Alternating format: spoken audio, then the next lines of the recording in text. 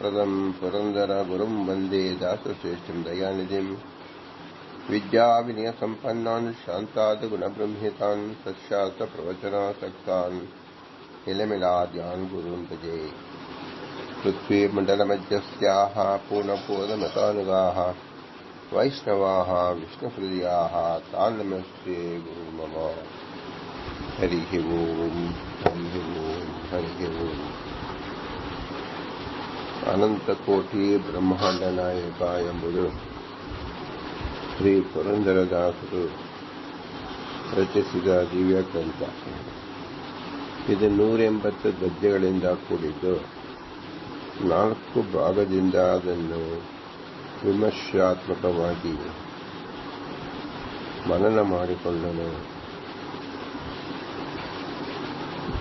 ಶ್ರೀ ಪುರಂದರದಾಸೇ ಪ್ರೇರೇಪಿಸಿದಂತೆ ಇದು ತನಕ ಪ್ರಥಮ ಭಾಗದಲ್ಲಿ 60ನೇ ಗದ್ಯದ ತನಕ, ಅಂದರೆ ಕಮಲಾಕ್ಷ ಎಂಬುದು ತನಕ ಪ್ರಥಮ ಭಾಗ ಎಂದು ಪ್ರಥಮ ಭಾಗವನ್ನು ಸಮರ್ಪಣೆ ಮಾಡುವ ಸುಸಂದರ್ಭ ಇಂದು ಒದಗಿ ಬಂದಿದೆ. ಪ್ರಥಮ ಭಾಗ ಸಮರ್ಪಣೆ ಕಾಲದಲ್ಲಿ ಭಗವಂತನಾದ ಶ್ರೀಕೃಷ್ಣನಿಗೆ ಅರ್ಪಿಸಲು ಭಗವದ್ವಚನದಿಂದಲೇ ಸಮರ್ಪಿಸುವುದು ಉಚಿತವೆನಿಸಿತ್ತು. ಶ್ರೀಕೃಷ್ಣನೇ ಭಗವದ್ಗೀತಾ 9ನೇ ಅಧ್ಯಾಯ 26ನೇ ಶ್ಲೋಕದಲ್ಲಿ ತಿಳಿಸಿರುವಂತೆ, ಪತ್ರಂ ಪುಷ್ಪಂ ಫಲಂ ತೋಯಂ ಯೋ ಮೇ ಭಕ್ತ್ಯಾ ಪ್ರಯಚ್ಛತಿ ತದಹಂ ಭಕ್ತೋ ಉಪಶ್ರುತ ನಶ್ನಾಮಿ ಪ್ರಯತಾತ್ಮನಃ ಎಂದಿದೆ. ಇದರ ತಾತ್ಪರ್ಯ, ಭಕ್ತನಾದವನು ತನ್ನನ್ನು ತಾನು ಸಂಪೂರ್ಣ ತೊಡಗಿಸಿಕೊಳ್ಳುವುದು ಮತ್ತು ಮನಸ್ಸು ತುಂಬಿ ಆರಾಧನೆ ಮಾಡುವುದೇ ಆಗಿದೆ. ಭಗವಂತ ಬಯಸುವುದು ನಮ್ಮ ಅಂತರಂಗದ ಪ್ರೀತಿಯನ್ನು ಮತ್ತು ಹೃದಯವಂತಿಕೆಯನ್ನು ಹೊರತು ಹೊರಗಿನ ವೈಭವವನ್ನಲ್ಲ. ನಮ್ಮ ಸಂಕಲ್ಪದಲ್ಲಿ ಯಾವುದೇ ಕಾಮನೆ ಸೇರಿಸಬಾರದು. ಕೇವಲ ಭಗವತ್ ಪ್ರೀತ್ಯರ್ಥ ಎಂದು ಯಾವ ಕಾಮಕರ್ಮ ಮಾಡಿದರೂ ಅದು ಭಾಗವತ ಧರ್ಮ ಎನಿಸುತ್ತದೆ. ನಾವು ಏನನ್ನು ಬೇಡದೆ ಜ್ಞಾನ, ವೈರಾಗ್ಯ, ಭಕ್ತಿ, ಮೋಕ್ಷ ಕೊಡು ಎಂದು ನಿರಂತರ ಭಗವಂತನು ಪ್ರಾರ್ಥಿಸಬೇಕು. ಇದೇ ನಿಷ್ಕಾಮ ಕರ್ಮ.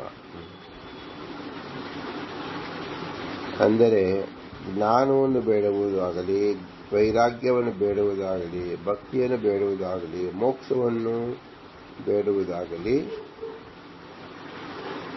ಸಕಾಮ ಕರ್ಮ ಎನಿಸುವುದಿಲ್ಲ. ಇದು ನಿಷ್ಕಾಮ ಕರ್ಮ. ಹೇಗೆ ಇದು ನಿಷ್ಕಾಮ ಕರ್ಮ ಎನಿಸುವುದು ಎಂದರೆ,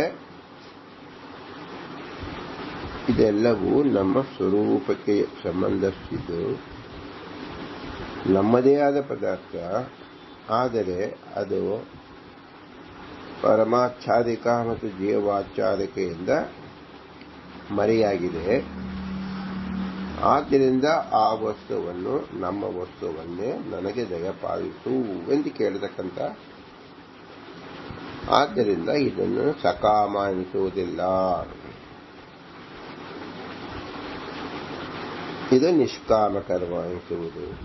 ನಾವು ನಮ್ಮ ಬಯಕೆಗಳ ಪಟ್ಟಿ ಮಾಡದೆ ಬಂದಿದ್ದನ್ನು ಸಂತೋಷದಿಂದ ಸ್ವೀಕರಿಸಿ ಭಗವಂತ ಪ್ರೀತಿ ಗಳಿಸಿಕೊಳ್ಳುವುದೇ ಭಗವದ್ ಆಜ್ಞಾ ಪರಿಪಾಲಿಸಿದಂತೆ ಆಗುವುದು.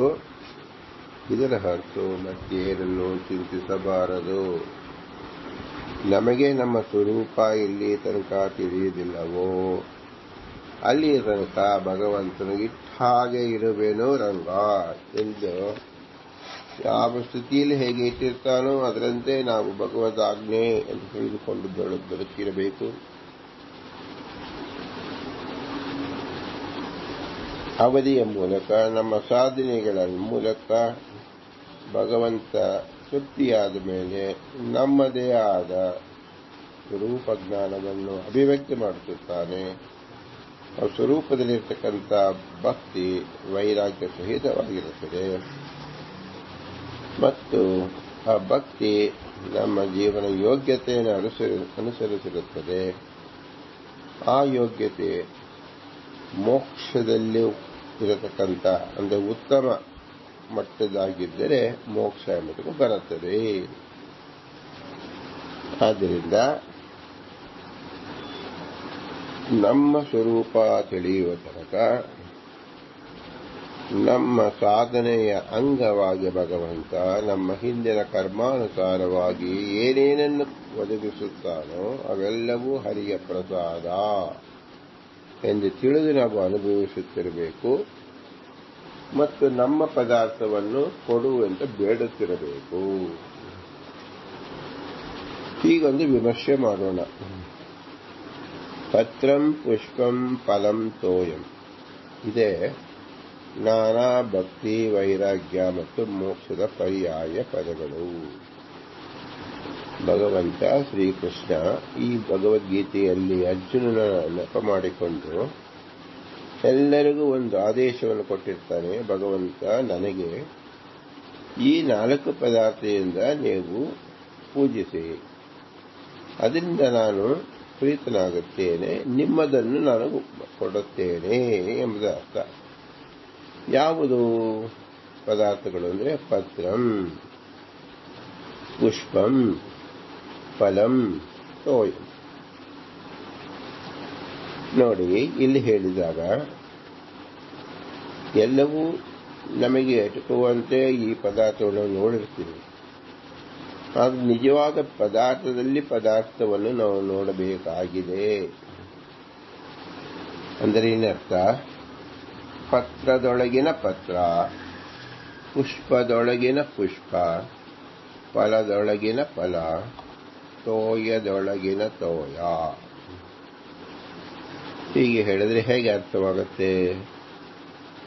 ಅದನ್ನೇ ಜ್ಞಾನದಲ್ಲಿನ ಜ್ಞಾನ ಅಂದರೆ ಅಪರೋಕ್ಷ ಜ್ಞಾನ, ಭಕ್ತಿಯಲ್ಲಿಯ ಭಕ್ತಿ ಅಂದರೆ ಅತಿ ಪರಿಪಕ್ವ ಭಕ್ತಿ, ವೈರಾಗ್ಯ ಎಂದರೆ ವಿಷಯಗಳನ್ನು ತ್ಯಜಿಸಿ ನಮ್ಮ ವಿಷಯದಲ್ಲಿ ಮಾತ್ರ ಆಸಕ್ತರಾಗಿರುವುದಕ್ಕೆ ವೈರಾಗ್ಯ ಅಂತ ಹೆಸರು. ಮೋಕ್ಷ ಎಂದರೆ ನಿರತಿಶಯ ಸ್ವರೂಪ, ಸುಖದ ಆವಿರ್ಭಾವ ರೂಪ ಮೋಕ್ಷ. ಹೀಗೆ ಜ್ಞಾನದಲ್ಲಿ ಜ್ಞಾನ, ಭಕ್ತಿಯಲ್ಲಿ ಭಕ್ತಿ, ವೈರಾಗ್ಯದಲ್ಲಿ ವೈರಾಗ್ಯ, ಮೋಕ್ಷದಲ್ಲಿ ಮೋಕ್ಷ ಎಂಬತಕ್ಕಂಥ ತಿಳಿಯಬೇಕು. ಪ್ರಸ್ತುತ ಪ್ರತಿ ಮಾನವನಿಗೆ ಪರಮಾವಧಿ ವಯಸ್ಸು 100 ವರ್ಷ ಅಂದರೆ 36,000 ದಿನಗಳಿದೆ. ಪ್ರತಿದಿನವೂ ಭಗವಂತರಿಗೆ ನಮ್ಮ ಬಾಳೆ ಪತ್ರೋಪಾದಿಯಲ್ಲಿ ಸಮರ್ಪಿಸಬಹುದು. ಇದು ಒಂದು ಪತ್ರದೊಳಗಿನ ಪತ್ರದೊಳಗಿನ ಪತ್ರ ಅಂದರೆ 4 ಪತ್ರವನ್ನು ನಾವು ತಿಳಿದುಕೊಳ್ಳಬೇಕು. ಇದನ್ನು ಅರ್ಥ ಮಾಡಿಕೊಳ್ಳಲು 4 ಪತ್ರದೊಳಗಡೆ ಹೋಗಬೇಕು. ನಮ್ಮ ಬಾಳೆ ಪತ್ರ ಎಂಬುದನ್ನು ಅರ್ಥ ಮಾಡಿಕೊಳ್ಳಿ. ನಮ್ಮ ಪ್ರಾಚೀನರು ಇದರ ಸಲುವಾಗಿ ಬಾಳೆ ಎಲೆಯಲ್ಲಿ ನೈವೇದ್ಯವನ್ನು ಸಮರ್ಪಿಸಲು ಬಳಸಿಕೊಂಡರು. ಯಾತಕ್ಕೋಸ್ಕರ ರೂಪಿಸಿಕೊಂಡರು ಅಂದರೆ ಅದು ಟೋಕನ್ ತರ.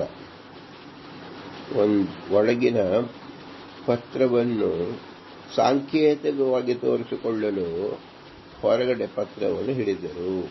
ಈಗ ನಾವು ಶಾಂತಿ ಮಂತ್ರವನ್ನು ತೋರಿಸುವುದಕ್ಕೆ ಏನು ಮಾಡಬೇಕು? ಬಿಳಿ ಬಾವುಟವನ್ನು, ಧ್ವಜವನ್ನು ಹಿಡಿಯಬೇಕು. ಅದರಂತೆ ಪ್ರತಿಭಟಿಸಬೇಕೆಂದರೆ ಕಪ್ಪು ಬಾವುಟವನ್ನು ಹಿಡಿಯಬೇಕು. ಕಪ್ಪು ಬಾವುಟ ಹಿಡಿದರೆ ಬಾವುಟ ಏನು ಮಾಡುವುದಿಲ್ಲ. ನಮ್ಮ ಒಳಗಿನ ಅನಿಸಿಕೆ ಬೇರೆಯವರಿಗೆ ವರ್ಗಾವಣೆ ಆಗುತ್ತದೆ, ಬೇರೆಯವರು ತಿಳಿದುಕೊಳ್ಳುತ್ತಾರೆ. ಹಾಗೆ ನಾವು ಪತ್ರವನ್ನು ಉಪಯೋಗಿಸಿದಾಗ ಅದು ಒಳಗಿನ ಪತ್ರವನ್ನು ನಾವು ಗುರುತಿಸಬೇಕು. ಇದು ಇಂದಿಗೂ ಚಾಲ್ತಿಯಲ್ಲಿದೆ. ಗುರುತಿಗಾಗಿ ಬಳಸಿದ ಬಾಳೆ ಎಲೆ ಗಟ್ಟಿಯಾಗಿ ಉಳಿಯಿತೆ ಹೊರತು ಅದರ ಭಾವನೆ ಮರೆತೇ ಹೋಯಿತು. ನಾವು ಯಾತಕ್ಕೆ ಒಂದು ನಮೂನೆಯ ವಸ್ತ್ರ ಧರಿಸಿದೆವು ಅಂತ ಹೇಳಿದರೆ, ಆ ವಸ್ತ್ರವೇ ಅನೇಕ ಪುಟದಷ್ಟು ಕಥೆಯನ್ನು ಹೇಳುತ್ತದೆ, ನಮ್ಮ ಸಂಸ್ಕಾರವನ್ನು ಹೇಳುತ್ತದೆ, ನಮ್ಮ ಜೀವನ ಶೈಲಿಯನ್ನು ಹೇಳುತ್ತದೆ. ಆದ್ದರಿಂದ ವಸ್ತ್ರ ಅಂತ ಹೇಳಿದ ಕೂಡಲೇ ಎಲ್ಲ ವಸ್ತ್ರವೂ ಒಂದೇ ಅಲ್ಲ. ಹಾಗೆ ಪತ್ರ ಅಂತ ಹೇಳಿದ ಕೂಡಲೇ ಎಲ್ಲ ಪತ್ರವೂ ಒಂದೇ ಅಲ್ಲ. ಅಂದರೆ ಜ್ಞಾನವೇ ನಶಿಸಿ ಹೋಯಿತು. ಬಾಳೆ ಎಲೆ ಸಮರ್ಪಣೆ ನಮ್ಮ ಸಾಧನೆಯನ್ನು ಎಚ್ಚರಿಸಲು ಸೃಷ್ಟಿಸಿದ ದ್ಯೋತಕ ಮಾತ್ರ, ಸಾಂಕೇತಿಕ ಅಂತ ಹೆಸರು. ನಮ್ಮ ಬಾಳಿನ ಪ್ರತಿದಿನದ ಸೇವಾ ಕೈಂಕರ್ಯಗಳೇ ಮಾನಸಿಕ ಪತ್ರ, ವಾಚನಿಕ ಪತ್ರ, ಕಾಯಕ ರೂಪ ಪತ್ರ. ಈ ಮಾನಸಿಕ, ವಾಚನಿಕ, ಕಾಯಕ ರೂಪ ಆರಾಧನೆಗೆ ನಾವು ಸಮರ್ಪಿಸಬೇಕಾದ ನಮ್ಮ ಬಾಳಿನ ಎಲೆ, ನಮ್ಮಲ್ಲೇ ಬೆಳೆದ ಎಲೆ, ನಮ್ಮ ಬಾಳೆ ಎಲೆ. ನೋಡಿ, ಇಲ್ಲಿ ಬಾಳಿನ ಎಲೆ ಒಂದು, ನಮ್ಮಲ್ಲೇ ಬೆಳೆದ ಎಲೆ ಇನ್ನೊಂದು, ನಮ್ಮ ಬಾಳೆ ಎಲೆ ಅನ್ನೋದು ಮೂರು. ಹೊರಗಡೆ ಇರತಕ್ಕಂಥದ್ದು ಈಗ ನಿಕೃಷ್ಟವಾಯಿತು. ಬಾಳಿನ ಎಲೆ ಅದು ಒಳಗೆ ಹೋಯಿತು, ನಮ್ಮಲ್ಲೇ ಬೆಳೆದ ಎಲೆ ಮತ್ತು ಒಳಗೆ ಹೋಯಿತು, ನಮ್ಮ ಬಾಳೆ ಎಲೆ ಅತ್ಯಂತ ಒಳಗಡೆ ಹೋಯಿತು. ಇದನ್ನು ಶಾಂತಿಪತಿ ಅನಿರುದ್ಧನ ಉಪಾಸನೆ ಎಂದು ಭಾವಿಸಬಹುದು. ಎಲ್ಲ ಪತ್ರವೂ ಹಸಿರು ಬಣ್ಣವಿರುತ್ತದೆ. ಹಸಿರು ಬಣ್ಣವೇ ಶಾಂತಿ ದ್ಯೋತಕ. ಹೇಗೆ ನಾವು ಬಿಳಿ ಧ್ವಜವನ್ನು ಹಿಡಿತೀವೋ ಹಾಗೆ ಶಾಂತಿ ದ್ಯೋತಕವಾಗಿ ಹಿಡಿಯಬೇಕಾದ ಧ್ವಜ ಅದು ಹಸಿರು ಬಣ್ಣ. ಇಲ್ಲಿರುವ ಶಾಂತಿಯೇ ಅನಿರುದ್ಧನ ಪತ್ನಿ. ಇಲ್ಲಿ ಕಂಡರೂ ಕಾಣದಂತೆ ಇರಬಹುದು. ಬಾಳೆ ಎಲೆಯೇ ಯಾವಾಗಲೂ ಹಸಿರು ಬಣ್ಣದಲ್ಲಿರುತ್ತದೆ. ನಮ್ಮ ಬಾಳು ಎಂದೂ ಹಸಿರು. ಜೀವನ ಎಂದೂ ಸಾಯುವುದಿಲ್ಲ. ಎಲ್ಲ ಜೀವರು ನಿತ್ಯರು. ಆದ್ದರಿಂದ ಅದು ಹಸಿರಾಗಿರುತ್ತದೆ ಎಂದು ಹೆಸರು. ಆ ಜೀವದ ಸಾಧನೆ ಏನಿದೆ ಅದೇ ಹಸಿರು ತೋರುವ ಬಾಳೆ ಎಲೆ. ಭೋಜನಕ್ಕೆ ಬಾಳೆ ಎಲೆ ಹಾಕಿದಾಗ ಕೇವಲ ಎಲೆ ಮಾತ್ರವಲ್ಲದೆ ಭಕ್ಷ್ಯ, ಭೋಜ್ಯ, ಲೇಹ, ಪೇಹ ಪದಾರ್ಥಗಳನ್ನು ತಯಾರಿಸಿ ಉಪಚರಿಸುತ್ತೇವೆ, ಬಳಸುತ್ತೇವೆ. ಇದೇ ನಾವು ಸಮರ್ಪಿಸಬಹುದಾದಂಥ ವಿವಿಧ ರೀತಿಯ ಉಪಚಾರಗಳು. ಈಗ ನೋಡಿ, ಈ ಜೀವವೇ ಬಾಳೆ ಎಲೆ ಅಂದ ಮೇಲೆ ಈ ಜೀವದಿಂದ ನಾವು ಏನು ಸೇವೆ ಮಾಡುತ್ತೇವೆ, ಆ ಸೇವೆ ಎಷ್ಟು ಬಗೆಯಾಗಿರಬೇಕು? 16 ಬಗೆಯಾಗಿರಬೇಕು. ಅದನ್ನು ಷೋಡಶೋಪಚಾರ ಎಂದು ಹೆಸರು. ನಾವು ಬೇರೆ ಪದಾರ್ಥದಿಂದ ಎಲೆ ಮಾಡಿದರೆ ಅದು ಎರವಲು ಪಡೆದುಕೊಂಡು ಮಾಡಂತೆ ಆಗತ್ತೆ. ಆ ಯಾವ ಪದಾರ್ಥವೂ ನಮ್ಮದಲ್ಲ. ನಮ್ಮ ಸ್ವರೂಪದಿಂದಲೇ, ನಮ್ಮ ಇಂದ್ರಿಯಗಳಿಂದಲೇ ಮಾಡತಕ್ಕಂಥದ್ದೇನಿದೆ ಅದು ನಮ್ಮ ಪಾತ್ರ, ನಮ್ಮ ಪತ್ರ, ನಮ್ಮ ಬಾಳೆ ಎಲೆ ಅನಿಸುತ್ತದೆ. ಅದು ನಾವು ಮಾಡಬಹುದಾಗಿರತಕ್ಕಂಥ ಷೋಡಶೋಪಚಾರಗಳು. ಅದು 16 ಬಗೆಯ ಷೋಡಶೋಪಚಾರಗಳು. ದಿನದಲ್ಲಿ ಅಹೋರಾತ್ರಿಯಂತೆ 32 ಬಗೆಯ ಪದಾರ್ಥ ಸಿದ್ಧವಾಗುತ್ತೆ. ಇದನ್ನು ಕೇಶವಾದಿ ರೂಪದಲ್ಲಿ ನಾವು ನೋಡಬಹುದು. ಕೇಶವ ಎಂದರೆ ಅಲ್ಲಿ ಚಂದ್ರನ ಅಭಿಮಾನ್ಯವಾದ ಅನ್ನ.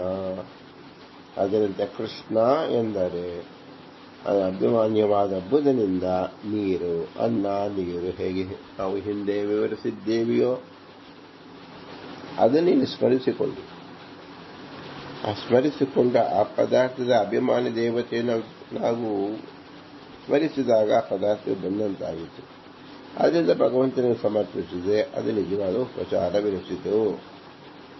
ಪದಾರ್ಥವನ್ನು ಕೊಡುವುದಕ್ಕಿಂತ ಹೆಚ್ಚಾಗಿ ಅದರ ಅಭಿಮಾನಿ ದೇವತೆಯ ಸಂತೃಪ್ತಿಯನ್ನು ಪಡೆದುಕೊಳ್ಳುವುದು, ತನ್ಮೂಲಕ ನಿಯಾಮಕ ಒಪ್ಪಿಸುವುದೇ ನಿಜವಾದ ಉಪಚಾರ. ನಾವು ಯಾವುದೇ ಕಾರ್ಖಾನೆಯಲ್ಲಿ ಕೆಲಸ ಮಾಡಿದರೂ, ಯಾವ ರಾಜನ ಅಡಿಯಲ್ಲಿ ಮಂತ್ರಿಯಾಗಿ ಕೆಲಸ ಮಾಡಿದರೂ, ರಾಜನು ನಮ್ಮ ಸಂಸಾರಕ್ಕೆ, ನಮ್ಮ ಹೆಂಡತಿ ಮಕ್ಕಳಿಗೆ ಮತ್ತು ನಿರ್ವಹಣೆಗೆ ಪ್ರತಿನಿತ್ಯದ ಬೇಳೆ, ಕಾಳು, ಮೊಸರು, ಹಾಲು ಕೊಡುವುದಿಲ್ಲ. ಅದರ ಬದಲು ಒಂದಿಷ್ಟು ಹಣವನ್ನು ಕೊಡುತ್ತಾನೆ. ಅದರಂತೆ ಈಗ ಅದನ್ನ ಸ್ಯಾಲರಿ ಪ್ಯಾಕೇಜ್ ಅಂತ ಹೇಳ್ತೀವಿ. ಹಣರೂಪವಾಗಿ ಮಾಧ್ಯಮವಾಗಿ ಕೊಟ್ಟಾಗ ನೀವು ಬೇಕಾದ್ದನ್ನು ನೀವು ಬೇಕಾದ ಕಡೆ ಬೇಕಾದ ಸಮಯದಲ್ಲಿ ಅದನ್ನು ಸಂಪಾದಿಸಿಕೊಂಡು ನೀವು ನಿಮ್ಮ ಸಂಸಾರದೊಂದಿಗೆ, ಹೆಂಡತಿಯ ಮಕ್ಕಳೊಂದಿಗೆ ಸುಖವಾಗಿ ಬಾಳಬಹುದು. ಅಂದರೆ ಅಭಿಮನ್ಯುವಾದ ದೇವತೆಯನ್ನು ಕರೆದಾಗ ಅಭಿಮಾನ್ಯವಾದ ಪದಾರ್ಥಗಳು ಬಂದಂತೆ ಎಂದು ಅರ್ಥ. ನಿಮ್ಮ ಕೈಯಲ್ಲಿ 1,00,000 ರೂಪಾಯಿ ಕೊಟ್ಟರೆ ನಿಮಗೆ ಬೇಕಾದ ಪದಾರ್ಥವು ಆ ₹1,00,000 ಒಳಗಡೆ ಇರುತ್ತೆ. ಇದೆ ತಾತ್ಪರ್ಯ. ಹಾಗೆ ನಾವು ಕೇಶವಾದ ರೂಪಗಳನ್ನು ನಾವು ನೆಲೆಸಿಕೊಂಡು ನಿಯಾಮಕ ಮತ್ತು ಅಭಿಮಾನಿ ದೇವತೆಯನ್ನು ಸ್ಮರಿಸಿದಾಗ ಆಯಾ ಪದಾರ್ಥಗಳು ಅಲ್ಲಿ ಬಂದು ನಿಂತಂತೆ ಆಗುತ್ತದೆ. ಅದನ್ನು ಭಗವಂತನಿಗೆ ಅರ್ಪಿಸುವುದೇ ನಿಜವಾದ ಉಪಚಾರ. ಸಪ್ತಾನ್ನ ಬ್ರಾಹ್ಮಣದಲ್ಲಿ ತಿಳಿಸಿರುವಂತೆ ಭಗವಂತನಿಗೆ ಮನಸ್ಸು ಮತ್ತು ವಾಕ್ ಇದೇ ಭಗವಂತ ಸ್ವೀಕರಿಸುವ ಅನ್ನವಾಗಿದೆ. ನೋಡಿ, ಇದನ್ನ ಉಪನಿಷತ್ತಲ್ಲಿ ಕೂಡ ಹೇಳಿದ್ದಾರೆ. ಅನ್ನ ಅಂದ್ರೆ ಏನು?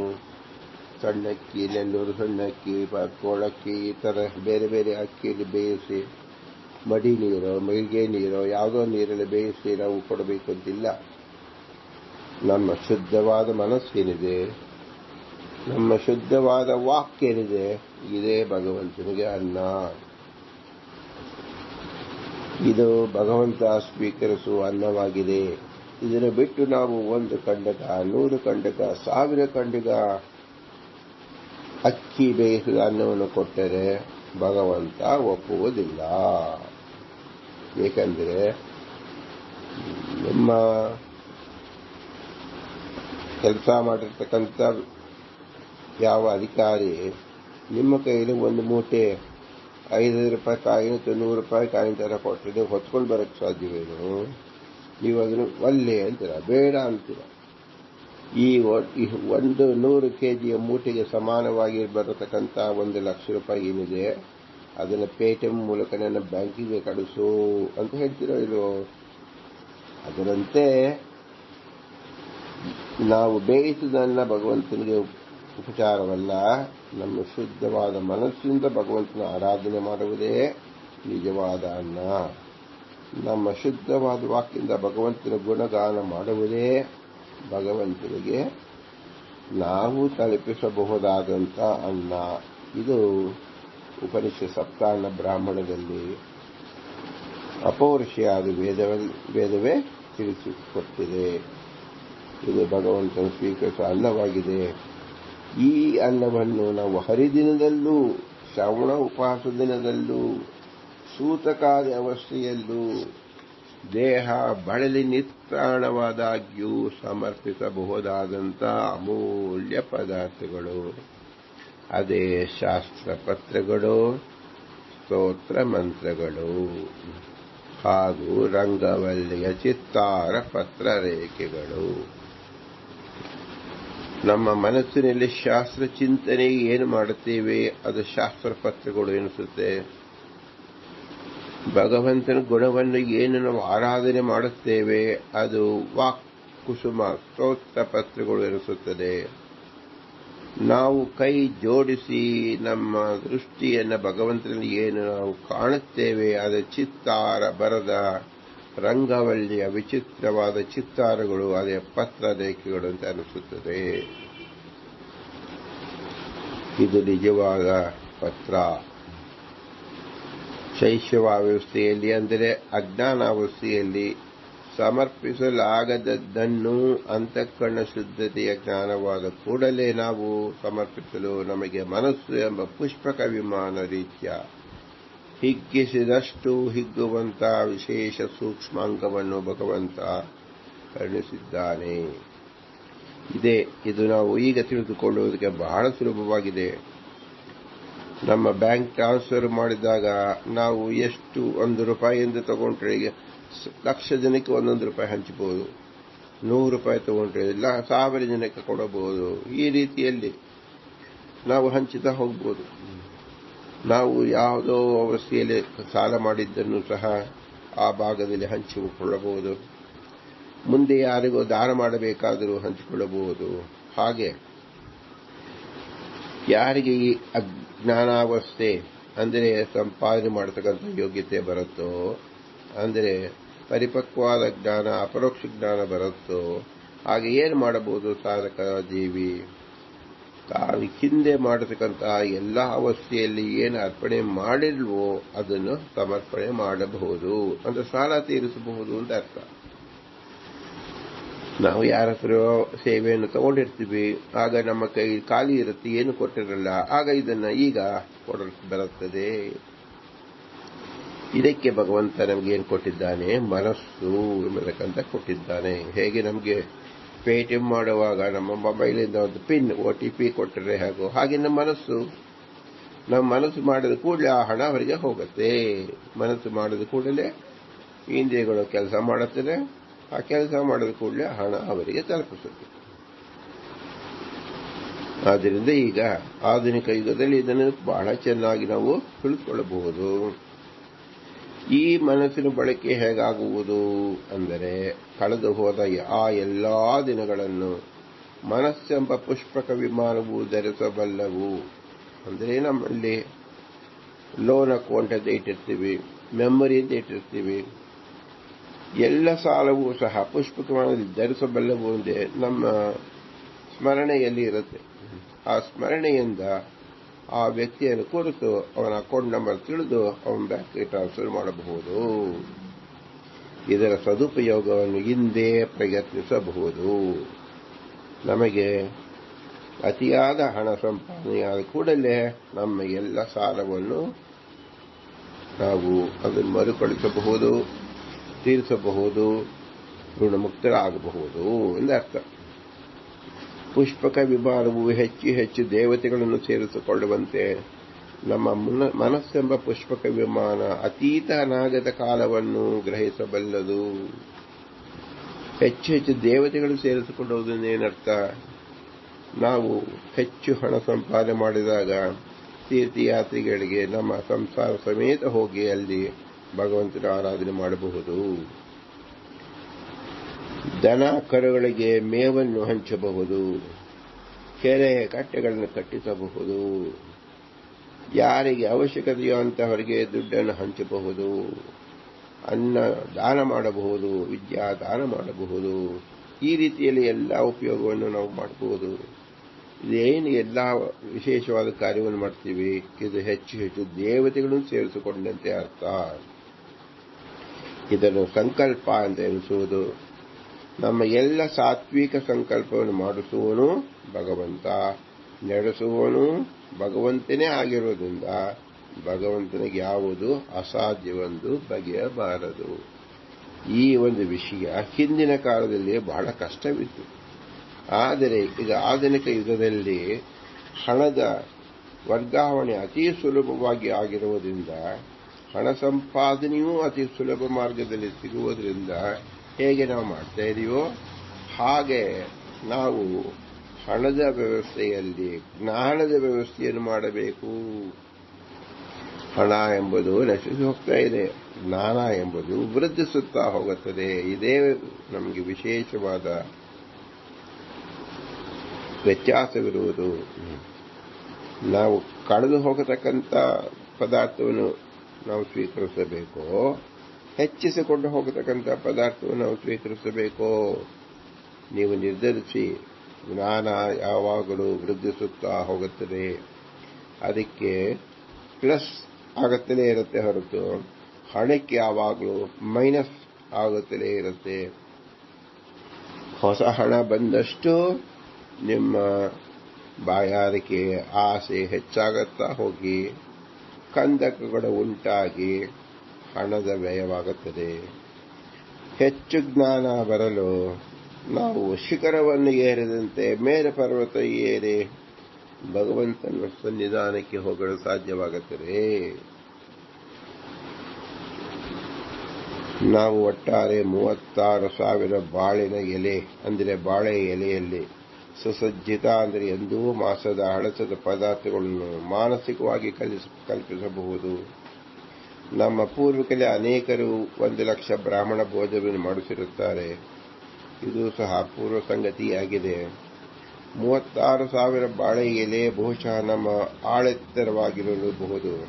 ಸರ್ವ ಸಮರ್ಪಣೆ ಎಂದಾಗ ನಮ್ಮನ್ನೇ ನಾವು ಸಮರ್ಪಿಸಿಕೊಳ್ಳಬಹುದಲ್ಲವೇ?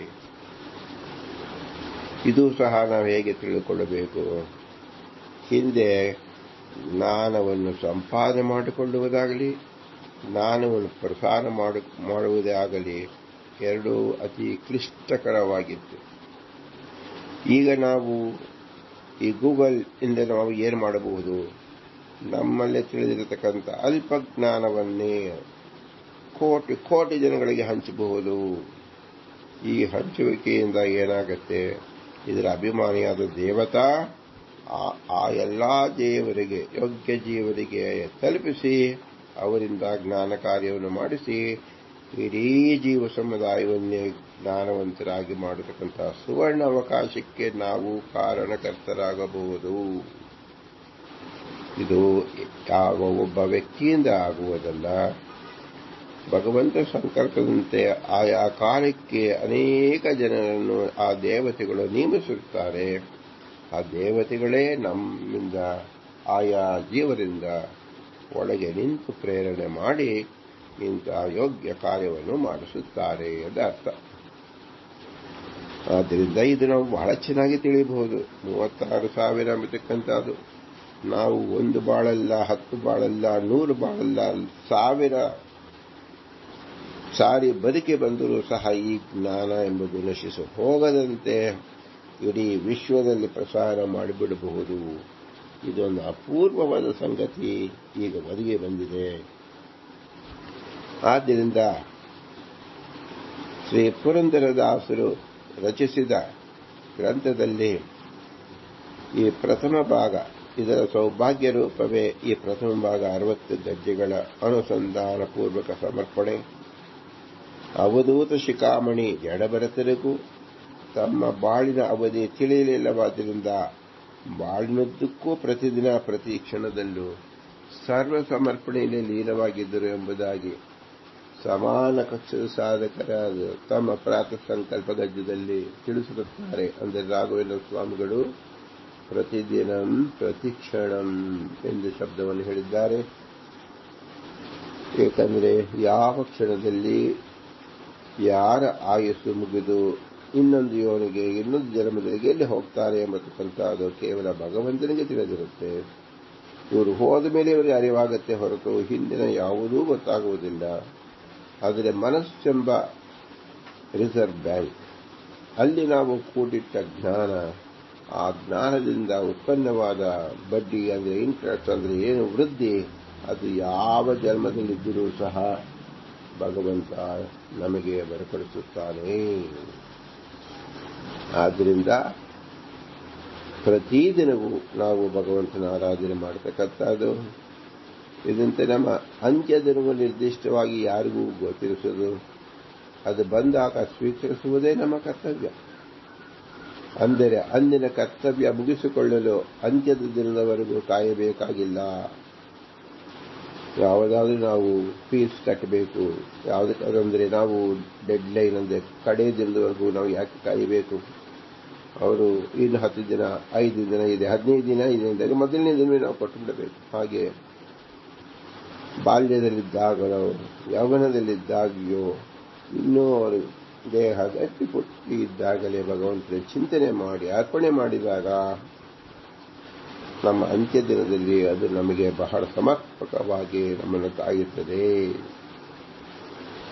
ಭಗವಂತ ನಮಗೆ ದಯಪಾಲಿಸಿರುವ ಮನಸ್ಸೆಂಬ ಪುಷ್ಪಕ ವಿಮಾನ ಮುಂದಿನ ದಿನಗಳ ಬಾಳೆ ಎಲೆಗಳನ್ನು ಹಿಂದೆ ಸಮರ್ಪಿಸಬಹುದಾಗಿ ಪುಷ್ಪಕ ವಿಮಾನ ನಮ್ಮ ಪೂರ್ಣ ಆಯಸ್ಸಿಗಾಗಿಯೇ ಸೃಷ್ಟಿಯಾಗಿದೆ. ಇದನ್ನು ಹಿಗ್ಗಿಸಿದಷ್ಟು ನಮ್ಮ ಬಾಳಿನ ಅಂಚಿನವರೆಗೂ ಆಸ್ಪದ ಅವಕಾಶ ನೀಡುತ್ತದೆ. ಇಂತಹ ಸುಂದರ ಬಳುವಳಿಯ ಸದುಪಯೋಗ ಹಿಂದೆ ಮಾಡಿಕೊಳ್ಳಿರಿ. ಪತ್ರದ ಪತ್ರ ಅಂದರೆ ಪ್ರಪೌತ್ರ, ಅದೇ ಶ್ರೀಕೃಷ್ಣನ ಮೊಮ್ಮಗನಾಗಿ ಅನಿರುದ್ಧ ಎಂದು ಹೆಸರಿಟ್ಟಿದ್ದ. ಅದೇ ಬಾಳಿನ ಬಾಳು ಅಂದರೆ ಅದೇ ಬಾಳೆ ಎಲೆ. ಆದ್ದರಿಂದ ಅನಿರುದ್ಧನ ಉಪಾಸನೆ ಎಂತಾಯ್ತಲ್ವ ಇದು. ತಡೆರಹಿತನಾದವನೇ ಅನಿರುದ್ಧ ಅಲ್ಲವೇ. ಈಗಿನ ಜನರು ಅವರ ಮಕ್ಕಳು ಮರಿ ಮಕ್ಕಳಿಗಾಗಿ ಕೋಟ್ಯಾಂತರ ರೂಪಾಯಿಗಳನ್ನು ಒಂದು ಸುನಿಶ್ಚಿತ ಠೇವಣಿಯಲ್ಲೋ ಅಥವಾ ಆಸ್ತಿ ಪಾಸ್ತಿಗಳಲ್ಲಿ ಇಡುತ್ತಾರೆ. ಆದರೆ ಅವರ ಮಕ್ಕಳು ಅದನ್ನು ಉಪಯೋಗ ಮಾಡಿಕೊಳ್ಳುತ್ತಾರೋ ಇಲ್ಲವೋ ಯಾರಿಗೂ ತಿಳಿಯುತ್ತೆ. ಏಕೆಂದರೆ ಜ್ಞಾನ ಬೇಕು ಎಲ್ಲರಿಗೂ. ಜ್ಞಾನವಿದ್ದರೆ ಧನ ಸಂಪಾದಿಸಬಹುದು, ಧನವಿದ್ದರೆ ಜ್ಞಾನ ಬರುತ್ತೆ ಎಂಬ ನಿಯಮ ಇಲ್ಲ. ಆದ್ದರಿಂದ ಶುದ್ಧ ಜ್ಞಾನ ಅಂದರೆ ಭಗವಂತನ ಪ್ರಜ್ಞೆ, ಭಕ್ತಿ, ಇದನ್ನು ಪ್ರಸಾರ ಮಾಡುವುದು ಅತ್ಯಮೂಲ್ಯವಾಗಿದೆ. ಅದು ಇಂದು ನಮಗೆ ಸುವರ್ಣ ಅವಕಾಶದಂತೆ ಒದಗಿ ಬಂದಿದೆ. ಈಗ ನಮ್ಮ ಮುಂದಿರುವುದು ಕೇವಲ ಬಾಳೆ ಎಲೆಯಲ್ಲ, ಸುವರ್ಣಮಯ ಬಾಳೆ ಎಲೆ. 69 ಸಂವತ್ಸರ ದ್ಯೋತಕ, ಅಹೋರಾತ್ರಿಗೆ ದ್ವಿಸಂವತ್ಸರ, ಅದೇ ಮಾನವನ ಪರಮಾವಧಿಯ ಆಯುಸ್ಸು. 60 ನಾರದರ ಮಾನಸ ಪುತ್ರ ಎಂದು ಪುರಾಣಗಳು ಸಾರುತ್ತಿದೆ. ನಾರದರೇ ಪುರಂದರದಾಸರಾಗಿ 60 ಗಜ್ಜೆಗಳು ಈಗ ದಾಸರ ಸಂತತಿ ಎನಿಸಿದೆ. 120 ಸಂವತ್ಸರ ಬಾಳಿನ ಸುವರ್ಣ ಬಾಳೆ ಎಲೆ ಸಮರ್ಪಿಸುವ ಸುವರ್ಣ ಅವಕಾಶವೂ ಒದಗಿದೆ. ತಡಬೇಕೆ, ಶ್ರೀಕೃಷ್ಣನಿಗೆ ಸಮರ್ಪಿಸಿಬಿಡಿ. ಭಾರತೀಯ ರಮಣ ಮುಖ್ಯ ಪ್ರಾಣಾಂತರ್ಗತ ಶ್ರೀಕೃಷ್ಣಾರ್ಪಣಮಸ್ತು. ಹರಿ ಓಂ, ಹರಿ ಓಂ, ಹರಿ ಓಂ.